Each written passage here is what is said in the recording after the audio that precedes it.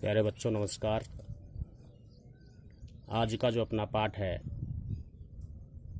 वो है प्रेमचंद के फटे जूते। इसके लेखक हैं हरिशंकर परसाई। सबसे पहले लेखक परिचय। श्री हरिशंकर परसाई हिंदी के श्रेष्ठ व्यंग्य लेखक हैं। व्यंग्य लेखन में उन्हें प्रवीणता प्राप्त है। समाज, राजनीति, धर्म आदि सभी क्षेत्रों में व्याप्त विसंगतियों को उन्होंने अपने व्यंग्य लेखन से व्यक्त किया है। सामाजिक विषयों पर लिखी गई उनकी व्यंग्य रचनाओं ने पाठकों को बहुत कुछ सोचने विचारने का अवसर प्रदान किया है। परसाई जी ने यद्यपि कहानियाँ, उपन्यास भी लिखे हैं, किंतु इन्हें सर्वाधिक प्रसिद्धि व्यंग्य रचनाओं से मिली है। लेखक का जीवन परिचय। हरिशंकर परसाई जी का जन्म सन 1922 ईस्वी में मध्य प्रदेश के होशंगाबाद जिले के जमानी नामक ग्राम में हुआ था। इनकी स्नातक तक की शिक्षा मध्य प्रदेश में हुई। फिर नागपुर विश्वविद्यालय से एमए की परीक्षा पास की। तत्पश्चात कुछ वर्षों तक इन्होंने अध्यापन का कार्य किया। बाल्यकाल से ही इन्होंने लेखन में रुचि लेना प्रारंभ कर दिया था। अध्यापन के साथ साहित्य सृजन भी करते रहे। दोनों कार्य साथ साथ न चलने के कारण अध्यापन का कार्य छोड़कर साहित्य साधना को ही अपने जीवन का लक्ष्य बना लिया। इन्होंने जबलपुर में वसुधा नामक पत्रिका के संपादन व प्रकाशन का कार्य प्रारंभ किया, लेकिन धन की कमी के चलते यह बंद करना पड़ा। इनके निबंध और व्यंग्य पत्र पत्रिकाओं में प्रकाशित होते रहते थे। इन्होंने नियमित रूप से धर्मयुग और साप्ताहिक हिंदुस्तान के लिए अपनी रचनाएं लिखी। हिंदी के इस यशस्वी व्यंग्यकार का निधन 10 अगस्त 1995 को हो गया। तो बच्चों, ये तो लेखक परिचय के बारे में था कि हरिशंकर परसाई जी का जन्म सन 1922 ईस्वी को मध्य प्रदेश के होशंगाबाद जिले के जामनी गांव में हुआ। इन्होंने स्नातक की शिक्षा ली।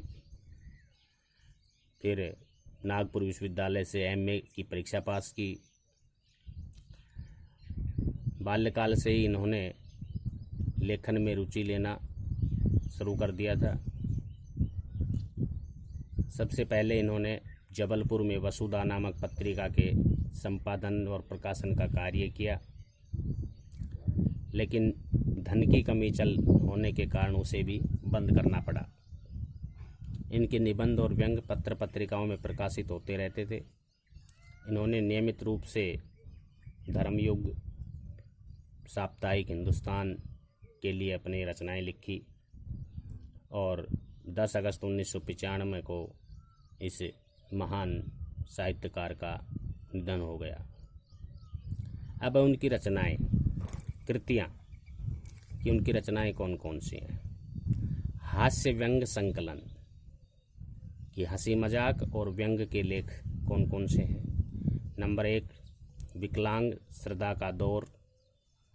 नंबर 2 सदाचार का तावीज। नंबर 3 बेईमानी की परत। नंबर 4 तब की बात और थी। नंबर 5 शिकायत मुझे भी है। नंबर 6 ठिठुरता हुआ गणतंत्र। नंबर 7 वैष्णव की फिसलन। नंबर 8 पगडंडियों का जमाना। नंबर 9 निठल्ले की कहानी। नंबर 10 सुनो भाई साधो। और नंबर 11 और अंत में। और 12 नंबर पर भूत के पांव पीछे। ये तो इनके हास्य व्यंग्य संकलन थे। उसके बाद उपन्यास। रानी नागफनी की कहानी, तट की खोज, ये इनके उपन्यास हैं। कहानी संग्रह, हंसते हैं रोते हैं जैसे उनके दिन फिरे, ये उनके कहानी संग्रह हैं। आगे है बच्चों साहित्यक विशेषताएं। भाषागत विशेषताएं। परसाई जी की रचनाओं में व्यंग्य के अनुरूप भाषा का प्रयोग हुआ है। इनकी रचनाओं में बोलचाल के शब्दों, तत्सम शब्दों तथा विदेशी भाषा के शब्दों का प्रयोग हुआ है। लक्षणा व व्यंजना शक्ति का कुशल प्रयोग पाठकों को प्रभावित करता है। भाषा के प्रवाह के लिए इन्होंने यत्र तत्र मुहावरों और कहावतों का भी प्रयोग किया है। परसाई जी सरल भाषा के पक्ष में थे। इनके वाक्य छोटे छोटे व व्यंग्य प्रधान हैं। संस्कृत शब्दों के साथ उर्दू व अंग्रेजी शब्दों का प्रयोग भी अपनी व्यंग्य रचनाओं में करते हैं। ये भाषा के मर्मज्ञ थे। मर्मज्ञ का अर्थ है कि ये भाषा के बड़े ज्ञाता थे। उसके बाद शैलीगत विशेषताएं। इनकी रचनाओं में शैली की विविधता दिखाई पड़ती है। शैली के जो रूप इनकी व्यंग्य रचनाओं में दिखाई पड़ते हैं उनमें से प्रमुख है व्यंग्यात्मक शैली, प्रश्नात्मक शैली, विवेचनात्मक शैली, सूत्रात्मक शैली व भावात्मक शैली। ये इनकी शैलीगत विशेषताएं हैं। इन्होंने जो साहित्य लिखे हैं उनकी। हिंदी साहित्य में स्थान। बच्चों, एक व्यंग्यकार के रूप में परसाई जी को हिंदी साहित्य में पर्याप्त यश प्राप्त हुआ है। मानवीय दुख और पीड़ा को उन्होंने अनुभव किया है। समाज में व्याप्त विसंगतियों को उन्होंने देखा, परखा है और एक प्रबुद्ध व भावुक व्यक्ति होने के कारण वे इन्हें अपनी व्यंग्य रचनाओं के माध्यम से दूर करने के लिए सजग व सक्रिय रहे हैं। निश्चय ही उनका योगदान अविस्मरणीय है तथा उनकी व्यंग्य रचनाओं ने हिंदी को गौरव प्रदान किया है। अब यहाँ पर जो अपना पाठ है प्रेमचंद के फटे जूते, उस पाठ का शब्दार्थों के सहित संपूर्ण हल देखिए। प्रेमचंद का एक चित्र मेरे सामने है। पत्नी के साथ फ़ोटो खिंचा रहे हैं। सिर पर किसी मोटे कपड़े की टोपी, कुर्ता और धोती पहने हैं। कनपटी चिपकी है, गालों की हड्डियां उभर आई हैं, पर घनी मूछें चेहरों को हरा भरा बतलाती हैं। ये प्रेमचंद जी का शारीरिक हाव भाव बता रहा है कि प्रेमचंद जी अपनी पत्नी के साथ फ़ोटो खिंचा रहे हैं। सिर पर किसी मोटे कपड़े की टोपी पहने हुए हैं, कुर्ता है, धोती पहने हैं, कनपटी चिपकी है, अर्थात उनका जो चेहरा है वो चिपका हुआ है। गालों की हड्डियां उभर रही हैं, उन पर से गालों की जो हड्डियां हैं वो दिखाई दे रही हैं। लेकिन चेहरे पर जो बड़ी बड़ी और घनी मूछें हैं वो चेहरे को हरा भरा बतलाती हैं। पाँव में कैनवस के जूते हैं। कैनवस चमड़े के, जिनके बंद का अर्थ है फीता, बेतरतीब बंधे हैं। बेतरतीब यानी अव्यवस्थित रूप से, बेढंगे रूप से। लापरवाही से उपयोग करने पर बंद के सिरों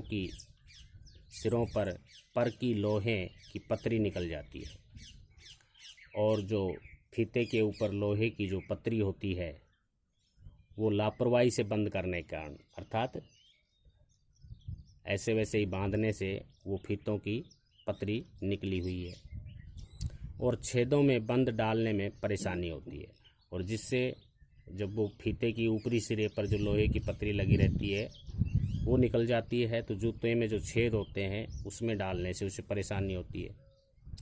तब बंद कैसे भी कस लिए जाते हैं। उसके बाद उन बंधों को कैसे भी यानी फीतों को इधर उधर से डाल करके उन्हें बांध लिया जाता है, कस लिए जाते हैं। दाहिने पांव का जूता ठीक है, मगर बाएं जूते में बड़ा छेद हो गया है जिसमें से उंगली बाहर निकल आई है। दाएं पैर का जो जूता है वो तो ठीक है, मगर बाएं पांव में जो जूता है उसके अंदर बड़ा सा छेद हो रहा है जिससे उंगली बाहर आ रही है और दिखाई दे रही है। मेरी दृष्टि इस जूते पर अटक गई है। सोचता हूँ फ़ोटो खिंचाने की अगर यह पोशाक है तो पहनने की कैसी होगी। अब लेखक कह रहा है कि मेरी दृष्टि उसके उस जूते पर अटक गई और सोच रहा हूँ जब इस व्यक्ति की फ़ोटो खिंचाने की ऐसी पोशाक है तो ये जो साधारण सिंपल जो पोशाक पहनता होगा वो कैसी होगी।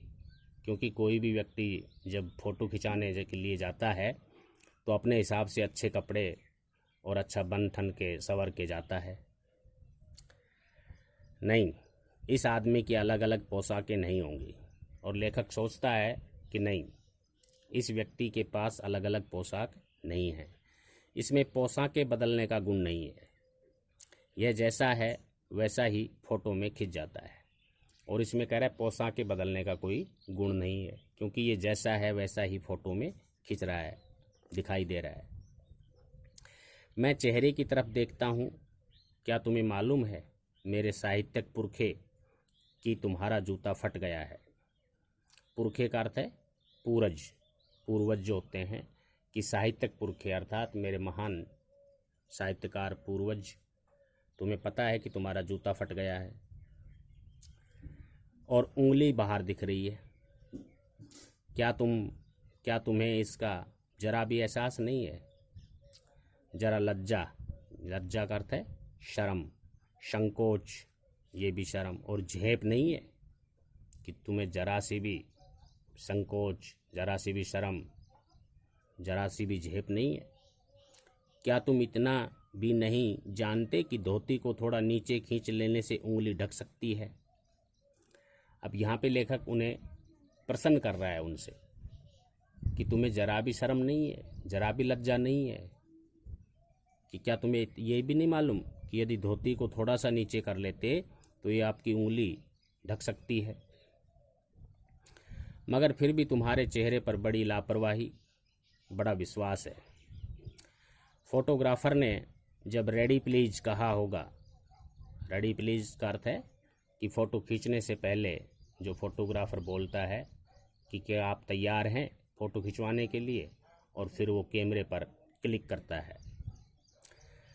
तब परंपरा के अनुसार तुमने मुस्कान लाने की कोशिश की होगी। और जैसे ही फोटोग्राफर बोलता है कि रेडी प्लीज, तो फ़ोटो खिंचवाने वाला जो व्यक्ति होता है वो अपने चेहरे पर मुस्कान लाना चाहता है। दर्द के गहरे कुएं के तल में कहीं पड़ी मुस्कान को धीरे धीरे खींचकर ऊपर निकाल रहे होंगे कि बीच में ही क्लिक करके फोटोग्राफर ने थैंक यू कह दिया होगा। और कहता है कि आपने जब फोटोग्राफर ने आपको रेडी प्लीज कहा तो आप अपनी दबी हुई मुस्कान, जो दर्द से दबी हुई थी, उसको बाहर निकालने की कोशिश कर रहे होंगे। उससे पहले ही फोटोग्राफर ने थैंक यू कह दिया, यानी क्लिक करके और तुम्हें थैंक यू बोल दिया कि तुम्हारी फ़ोटो खिंच गई। विचित्र है यह अधूरी मुस्कान। यह मुस्कान नहीं, इसमें उपहास है। उपहास का अर्थ है मजाक, कि तुम्हारी हंसी है, ये मुस्कान नहीं है, इसमें उपहास है। व्यंग है, और इस पर व्यंग है, यानी तीखा कटाक्ष किया गया है। यह कैसा आदमी है जो खुद तो फटे जूते पहने फ़ोटो खिंचा रहा है पर किसी पर हंस भी रहा है। और कह रहा है कि ये कैसा आदमी है जो खुद तो फटे जूते पहन करके फ़ोटो खिंचा रहा है परंतु दूसरों पर हंस रहा है। फ़ोटो ही खिंचाना था तो ठीक जूते पहन लेते या न खिंचाते। फ़ोटो न खिंचाने से क्या बिगड़ता था। लेखक कहता है कि फ़ोटो ही खिंचाना था तो ठीक जूते पहन लेते, यानी अच्छे नए जूते पहन लेते, या न खिंचाते। फ़ोटो न खिंचाने से क्या बिगड़ता था, और फ़ोटो नहीं खिंचाने से आपका क्या बिगड़ता था। शायद